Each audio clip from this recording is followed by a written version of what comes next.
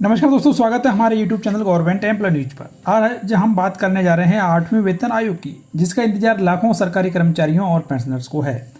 क्या आप जानना चाहते हैं कि आपकी सैलरी में कितनी बढ़ोतरी हो सकती है और केंद्र सरकार ने अब तक 8वें वेतन आयोग को लेकर क्या क्या कदम उठाए हैं? तो इस वीडियो को अंत तक जरूर देखें, क्योंकि हम आपके लिए लाए हैं सारी ताज़ा जानकारी। जी हाँ दोस्तों, एक महत्वपूर्ण जानकारी आप सभी के लिए। दोस्तों, भारत सरकार हर 10 साल में एक वेतन आयोग का गठन करती है, जो सरकारी कर्मचारियों और पेंशनर्स की सैलरी, भत्तों और पेंशन को रिवाइज करती है। 7वां वेतन आयोग जनवरी 2016 में लागू हुआ था और अब साल 2026 में 8वां वेतन आयोग लागू होने की उम्मीद है। यह आयोग करीब 50 लाख केंद्रीय कर्मचारियों और 65 लाख पेंशनर्स को फायदा पहुंचाएगा। अब सबसे बड़ा सवाल कि आपकी सैलरी और पेंशन कितनी बढ़ेगी।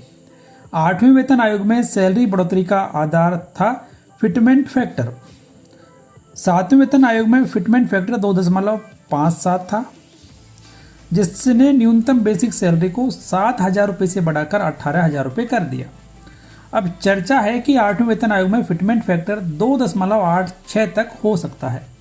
अगर ऐसा हुआ तो अगर किसी की बेसिक सैलरी अभी 20,000 रुपये है तो वह बढ़कर 57,200 रुपये हो सकती है, यानी कि 37,000 रुपये से ज़्यादा की सैलरी बढ़ सकती है। फिलहाल न्यूनतम बेसिक सैलरी 18,000 रुपये है, जो कि 2.86 के फिटमेंट फैक्टर के आधार पर बढ़कर 51,480 रुपये हो सकती है। पेंशनर्स के लिए भी अच्छी खबर यहाँ पर है कि न्यूनतम पेंशन, जो कि फिलहाल 9,000 रुपये है, वो भी बढ़कर 25,740 रुपये हो सकती है।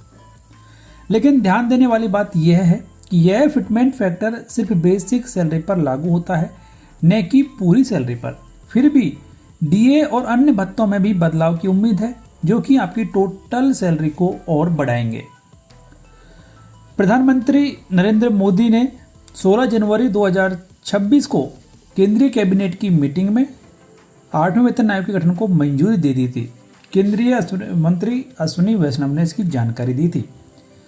अभी तक सरकार ने कुछ अन्य कदम भी यहाँ पर उठाए हैं कि वित्त मंत्रालय के व्यय विभाग ने 21 अप्रैल 2025 को 2 सर्कुलर जारी किए, जिनमें 42 पदों पर नियुक्ति की प्रक्रिया शुरू कर दी गई है, जिसमें चेयरमैन और अन्य महत्वपूर्ण सदस्य भी शामिल हैं। इसके अलावा मई 2025 तक आयोग के काम शुरू होने की उम्मीद है। साथ में आयोग की सिफारिशें जनवरी 2026 से लागू हो सकती हैं और कर्मचारियों को 12 महीने का एरियर भी दिया जा सकता है। हालांकि कुछ सूत्रों का कहना है कि फाइनल सैलरी और पेंशन में बदलाव साल 2027 तक लागू हो सकते हैं, क्योंकि वेतन आयोग की सिफारिशें लागू होने में समय लगता है।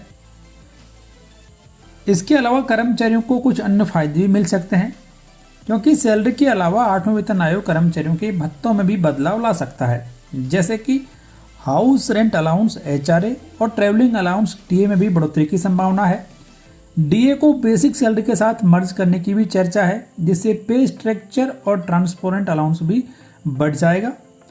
पेंशन भोगियों के लिए भी अच्छी खबर यहाँ पर यह है कि उनकी भी बेसिक पेंशन बढ़ जाएगी और साथ में महंगाई राहत भी बेसिक पेंशन में मर्ज कर दिया जाएगा। तो 8वें वेतन आयोग से बेसिक सैलरी और पेंशन के अलावा अन्य लाभ भी सरकारी कर्मचारियों को मिलने वाले हैं। दोस्तों, 8वां वेतन आयोग न सिर्फ केंद्रीय कर्मचारियों बल्कि सेना, वायुसेना, नौसेना के जवानों और पेंशनर्स को भी फायदा पहुंचाएगा। हालांकि कुछ विभागों के कर्मचारी इससे बाहर भी हो सकते हैं, जैसे कि कुछ विशेष सरकारी संस्थान।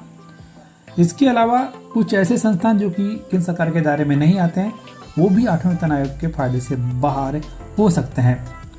तो दोस्तों, 8वें वेतन आयोग सरकारी कर्मचारियों और पेंशनर्स के लिए गेम चेंजर साबित हो सकता है। आपको क्या लगता है, आपकी सैलरी कितनी बढ़ेगी? कमेंट बॉक्स में लिखकर जरूर बताएं। और अगर आपको यह जानकारी पसंद आई तो वीडियो को लाइक करें, चैनल को सब्सक्राइब करें और बेल आइकन प्रेस करना ना भूलें, ताकि हर एक ताज़ा अपडेट आपको सबसे पहले मिलती रहे। दोस्तों, फिलहाल इस वीडियो में इतना ही। धन्यवाद।